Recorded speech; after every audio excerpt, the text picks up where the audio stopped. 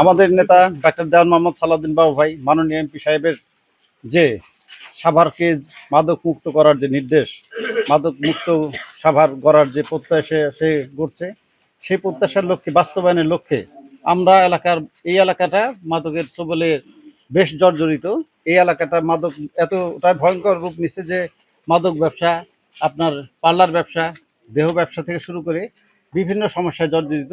এটা যেন আমাদের নেতা, আমাদের মাননীয় এমপি সাহেবের সুদৃষ্টিতে আসে এবং এটা যেন বিশেষ প্রায়োরিটি পায় যে এই এলাকাটাকে বিশেষভাবে মাদক অভিযানে এটা সাহসী অভিযান চালাবে। এই প্রত্যাশা করেই আমরা এই মানববন্ধনের আয়োজন করেছি এবং আমরা সমাজকে মাদক মুক্ত করতে চাই, যেন এই সমাজটা মাদক মুক্ত হয়। এটাই আমাদের সকলের প্রত্যাশা।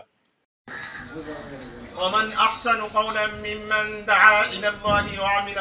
আলহামদুলিল্লাহ, মহান রব্বুল আলামিনের দরবারে লাখো কোটি শুকরিয়া। আমরা জুমার সালাত আদায় জমিনে আল্লাহর দ্বীন প্রতিষ্ঠা করার জন্য, সমাজ ঠিক করার জন্য আমাদের প্রত্যেকে, আল্লাহ তাআলা বলছেন ওই ব্যক্তির কথা থেকে উত্তম কথা মানুষকে ডাকে এবং নিজে ভালো কাজ করে এবং বলে আমি মুসলমানদের ভিতরে একজন। আজকে সালাত আদায় করেছি। আমাদের সমাজে আপনার সন্তান এরাই এই মাদকের ব্যবসা শুরু করেছে। আমরা দেখতেছি যে আমারই সন্তান মদ খাইতেছে, আমারই সন্তান চাইতেছে, টাকা না দিলে তাদের মারধর করতেছে। বাংলাদেশের ইতিহাসে আমরা এগুলো দেখতে পাচ্ছি।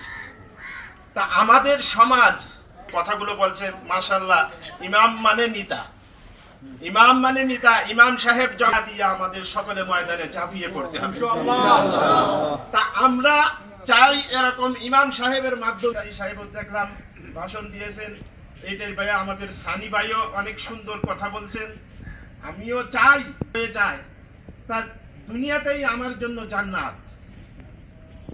আমার সন্তানের সুনাম যদি চতুর্দিক দিয়ে আসে যে আপনার সন্তান নামাজ পড়ে, আপনার সন্তান ভালো খেলাধুলা করে, আমার দুনিয়াতেই আমার জন্য জান্নাত।